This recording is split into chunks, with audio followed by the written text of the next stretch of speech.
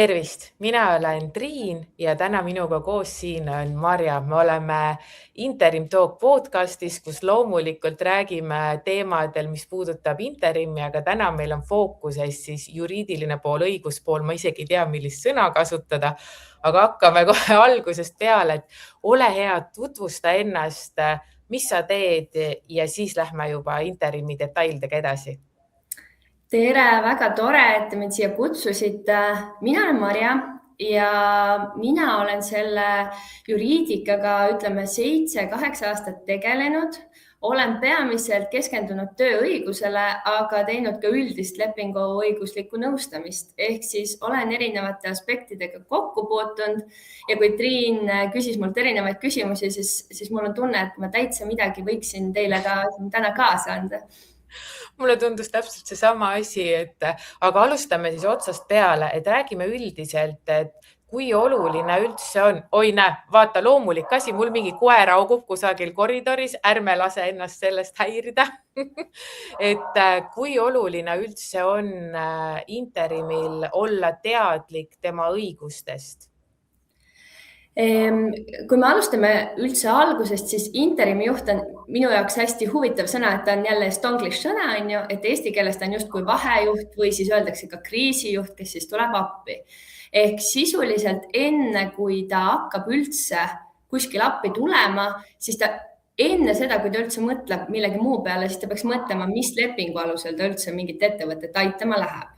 Et kui sobib, me räägiks kõigepealt natuke nendest lepingutest, et siis saame natuke sealt põhjalikumalt minna, et sisuliselt võib interimi juht või siis vahejuht tulla juhatuse liikmeks kohe, ehk siis juhatuse liikme lepinguga. Ta võib tulla töölepinguga, ta võib tulla võlaõigusliku käsunduslepinguga ja siis ta võib tulla oma OÜ kaudu ehk siis OÜ-tama.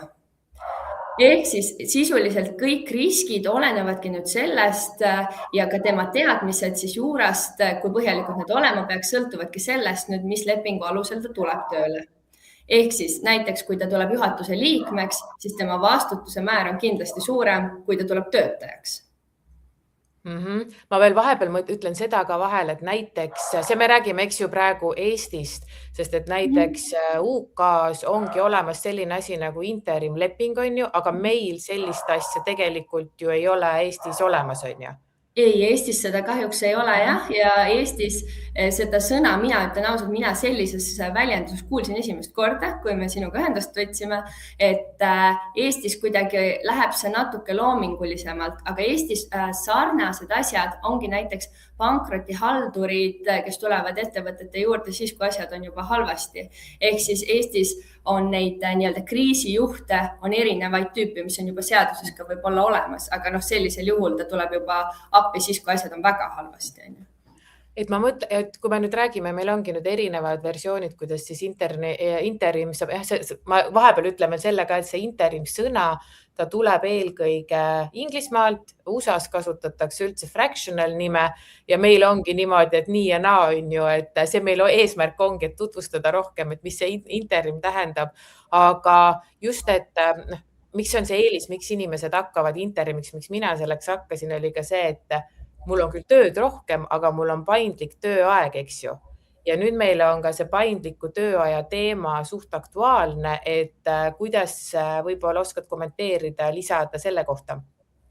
Ja, et kui me nüüd rääkisimegi, et on erinevaid võimalusi, mis lepingu alusel interimi tööd teha, ehk siis kui näiteks üks interim otsustab, et tema sõlmib mingi ettevõttega töölepingu, siis töölepingu seaduses nüüd ongi meil suurepärane võimalus teha paindliku tööaja kokkuleppe. Ehk siis kuna interim töö, ehk siis kriisijuhtimine oma olemuselt on selline, et sa tegelikult ei tea ette, kui palju sul tööd tuleb või mingil nädalapäeval on, siis see paindliku tööaja kokkuleppe, kus sa saad lepingus kokku leppida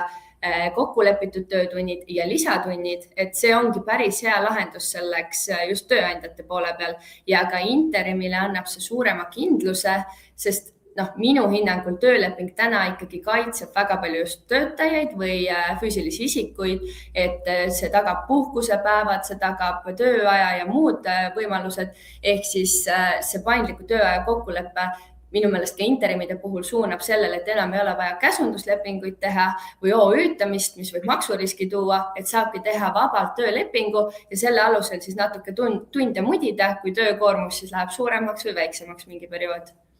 Kusjuures väga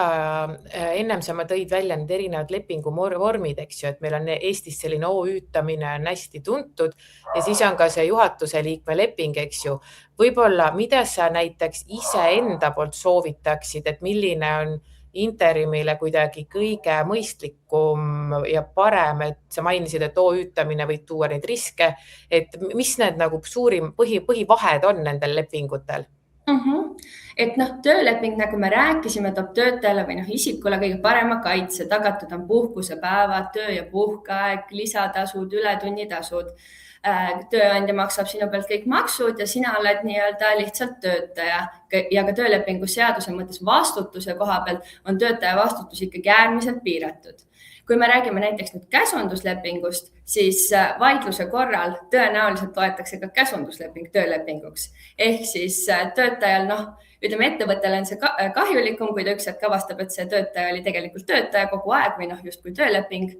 Aga käsunduslepingus saab natukene teistmoodi siis kokku leppida ja käsundusleping oma olemuselt peaks olema see, kus isik on siis vaba valima vahendeid, tööaega, töökohta, et kuidas ta siis oma asju teeb.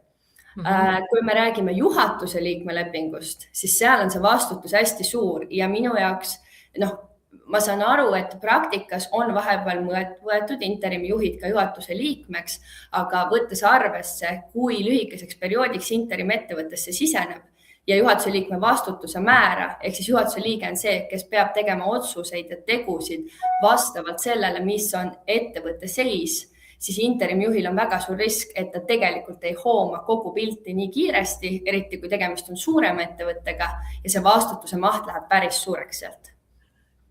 Seal ongi see ka, et osad interimid, praegu ma täitsa arutangi sinuga, et osad interimid võivad töötada 3 kuud, osad võivad olla ettevõttes 2-3 aastat, eks ju. Et kas seal on ka vahe, et kui sa oled pikka aega, on see lepingu tüpaaž sobilikum, kui sa oled lühemat aega, on parem see versioon või see on juba täpselt niisugune, et läbirääkimiste koht, et seal nagu vahet otseselt ei ole?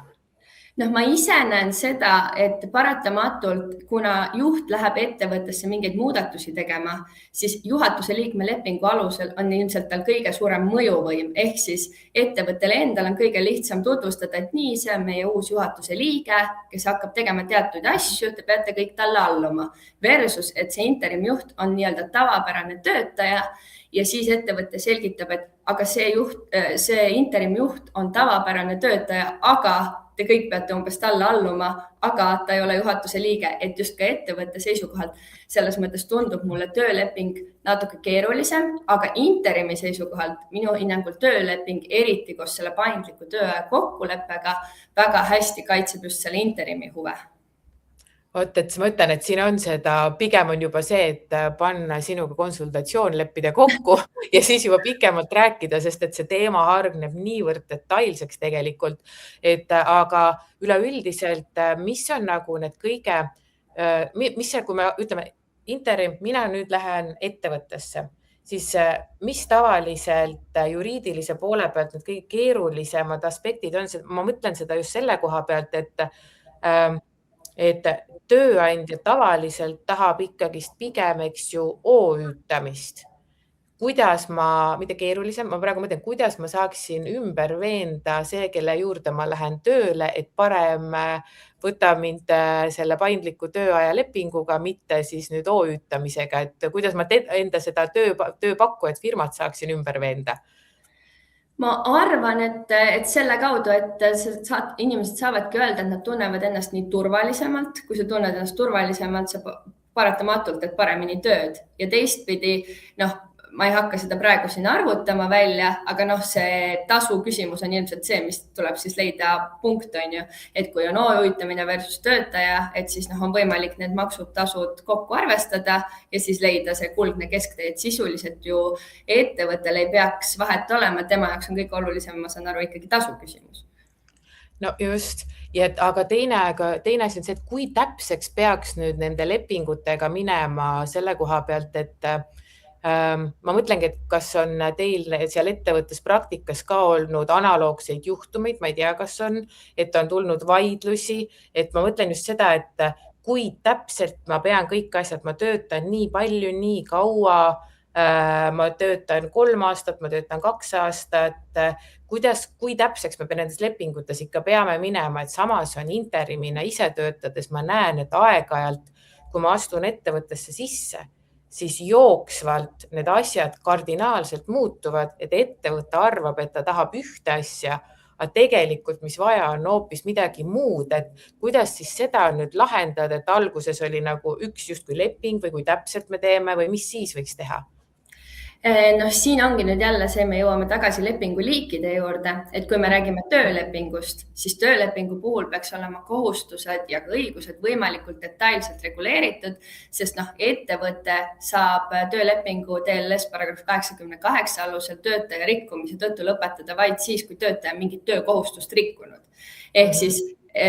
kui niisugust rikkumist ei ole, siis seda lepingut lõpetada ei saa. Nüüd käsunduslepingus või ka ohuütamise korral on see natuke selles mõttes lihtsam, et käsunduslepingus lepitaksegi üldiselt kokku mingi suurem raamistik, mille sees siis interim tegutseb, aga see raamistik võib olla natuke nagu üldisem ja käsunduslepingus tavaliselt ongi, et täidad nii-öelda käsku, aga valid siis ise viisi, kuidas seda teed. Ehk siis muude lepingute puhul, mis pole tööleping, on see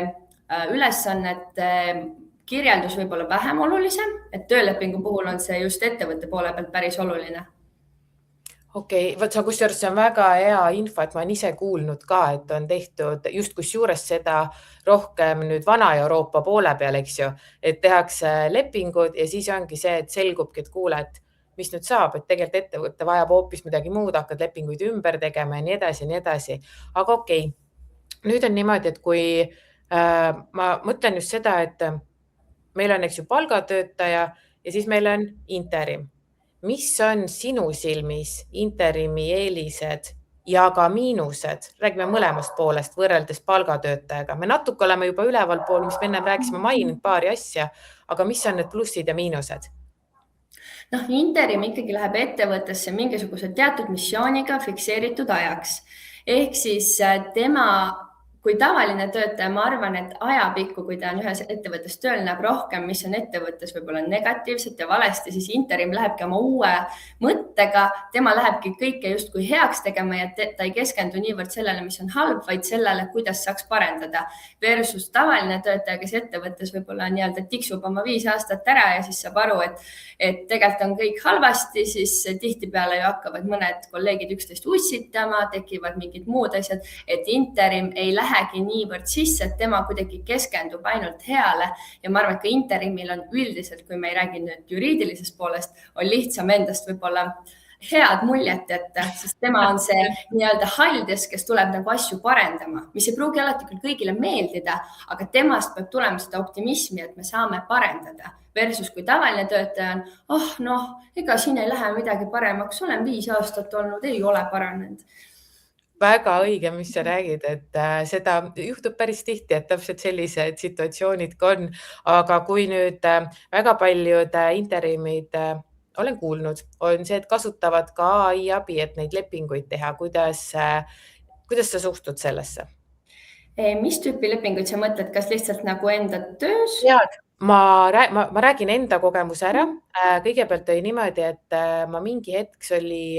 võib-olla, ma arvan, et see oli aasta aega tagasi kusagil, siis ma proovisin teha AI-ga lepingut lihtsalt huvi pärast, et mul on endal väga hea tugeva baasiga UK šnitti võetud ja enda juristiga läbi räägitud, et mina olen ette valmistatud alati ka niimoodi, et ma võtan kõrvalt abi, eks ju. Aga võib-olla paljud interimid kuidagi ei taha pöörduda spetsialisti poole, siis ma huvi pärast testisin seda, et kui ma kirjutasin siis meil imelisse chatusse sisse märksõnad, mis ma tahan saavutada ja tegelikult nagu justkui tuli päris okei asi sealt välja, aga ma pole kindel, sest mul ei ole seda juriidilist tausta, eks ju, et mis on need ohukohad ja mis on seal need, mida peab arvestama, eks ju, et pigem No ma ise tahan loota, advokaadina on seda võib-olla palju loodetud, aga nagu me ikka advokaadina ütleme, kõik ettevõtted ise peaksid kõigepealt tulema advokaadi juurde ja siis hakkama midagi tegema. Ehk siis kõike ette mõelda läbi on palju odavam ja kiirem, kui pärast probleeme lahendada. Ehk siis kui interim läheb mingisugusesse ettevõttesse, siis ma arvan, et väga aus esimene küsimus oleks, okei, aga kust ma saan seda juriidilist abi, kui mul on vaja, sest interim ei pea teadma juriidilisi nüansse, et selle jaoks ongi kas ettevõtte jurist või siis advokaat, kelle poole pöördutakse, et tal peaks olema väga selge ka see, mis mahus ta võib pöörduda siis sisemise juristi poole või advokaadi poole, et minu meelest see peab ka koostöös sealt lepingust välja tulema, mis interim ja siis ettevõtte omavahel teevad, et kuidas ta saab juriidilist tuge. Vot üks on see, et aga teine hästi palju on ka seda, et ettevõtted ei ole ise võib-olla väga teadlikud just sellest interimi palkamise või tööle võtmise protsessist, et siis ka tegelikult on hea, kui interim ise läheb juba korrektse nii-öelda juristi poolt või advokaadi poolt valmistatud lepinguga, eks ju, kuidas ta näeb, mida võib parandada, sest muidugi interim algab ju see niimoodi, et kui interim läheb ettevõttesse, ta kuulab ära, mis on ettevõtte probleemid ja siis ta pakub lahenduse ja vastavalt sellele tuleb siis, eks ju, see leping sinna järgi koostatakse suht detailselt tavaliselt. Aga just see ka, et sa soovitad ka seda, et juba ettevõte ise oleks on ju teadlik, kuidas endal kõige paremini nagu mis leping valida just sellele interimile, kes sisse tuleb. Aga olgem realistlikud. Ma arvan, enamus ettevõtetes see teadmine Eestis tänapäeval puudub. Mis siis saab? Kuhu poole siis pöörduda? Teie poole, number 1. Kas kuskil on veel informatsiooni selle kohta? Ma ise arvan, kuna see sõna võib-olla on hirmutav või nagu heidutav, et kui me võtame selle lihtsalt lahti pulkadeks, et kas see siis ongi meid tööleping, käsundusleping, siis töölepingu põhi on ilmselt kõikidel ettevõtetel mingisugune olemas, juhatuse liikmeleping ka ei ole midagi nii-öelda keerulist või rasket ja siis käsundusleping. Et selles mõttes, kui me võtame lahti, mis asi see on, siis on seda nii-öelda formuleerida ka palju lihtsam, et tegelikult ma ei näe, et see oleks oluliselt erinev sellest, kui me võtame mingi muu teenuse osutaja, kui me võtame näiteks IT abi, kes aitab meile teha mingit projekti, et ma ei näe, et see oleks väga palju erinev sellest, et me iga ju teenuse puhul, kas ta on siis tööleping või ta on teenus, me mõtleme läbi, mis me tahame ja siis me kirjutame selle lepingusse ja nagunii me räägime läbi, on ju. Kusjuures see on väga õige, et sa tõid välja just selle, et see sõna on hirmutav, et alati asjad, mida sa ei tea, kõlavad palju hullemad, kui nad tegelikult on ju. Aga nüüd, kui me võtame nüüd alustava interimi, kellel puudub igasugune eelnev kogemus, siis ja ta tahab nüüd oma esimese lepingu allkirjastada, oma esimese töö, ütleme, mis ta on juba siin läbirääkimistel teinud, eks ju, et mida sa esmasele interimil, kes pole ennem üldse mitte kuidagi kokku puutunud lepingutega, soovitaksid? No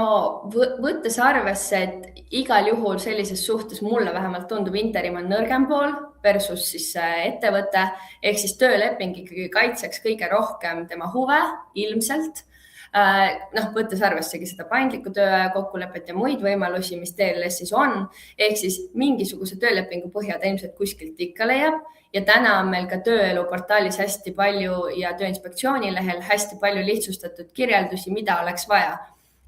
läbi mõelda, teha, kirja panna, ehk siis ma arvan, et see oleks hea lähtepunkt. Ja ma mõtlen, kas on veel mingisugused nagu nipid, mida sa soovitaksid interimile, mida mõelda, et just tema tunneks, üks ongi see tööleping, paindlik tööaeg, aga kui sul on ikkagi enda ettevõte ja sa tahad sealt alt kõike teha, eks ju, mis siis on oluline? Jah, see on juba see OÜtamise küsimus, on ju. Ja OÜtamise risk on sisuliselt maksurisk, et täna on Maksuamet siiski öelnud, et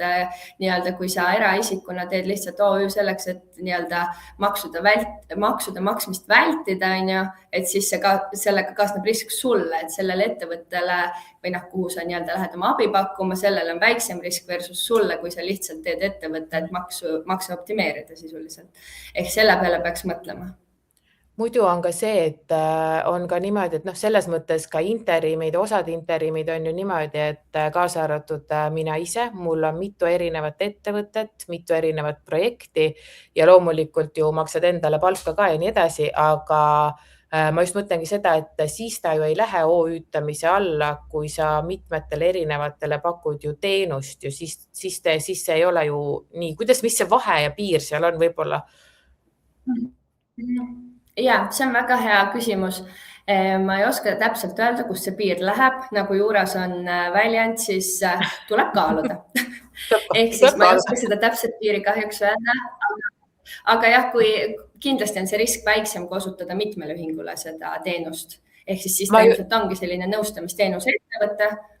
Just. Et see oligi see, kus ma tahtsingi jõuda, et jällegi, et me peame hästi selgelt teadma, mida me tahame, kui palju, kellega me tööd teeme ja olema kindlasti lepinguga kaitstud, sest et jällegi omast kogemusest kunagi, kui ma alustasin, eks omad vitsad peksid, kui uljalt astusid ja kulutasid oma aega, aga pärast olid niimoodi, eks ju. Aga võib-olla veel niimoodi lõpetuseks. Ütleme siis niimoodi, et kui nüüd mina tahaksin nõu saada sinu käest, mis ma peaksin tegema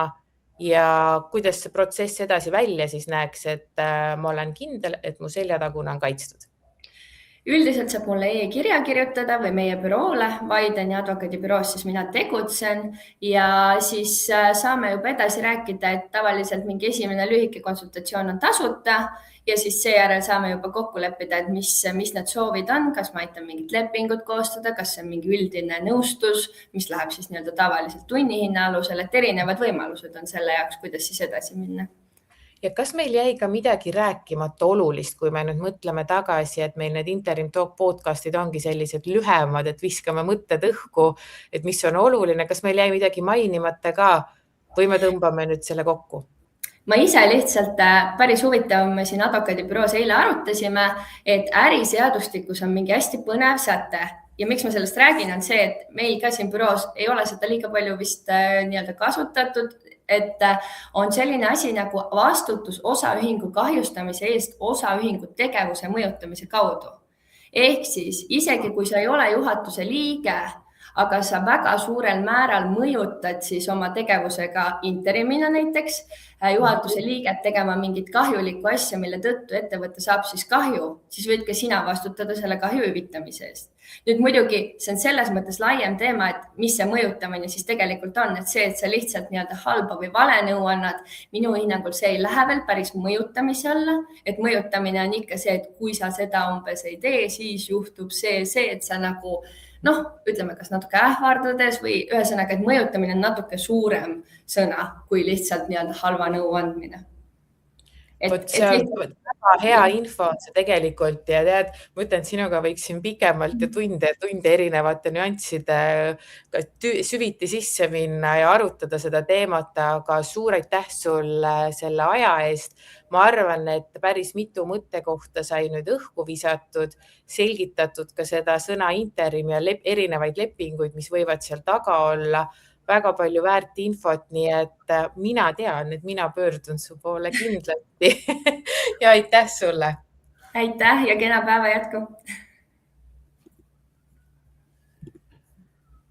Ära sa veel ära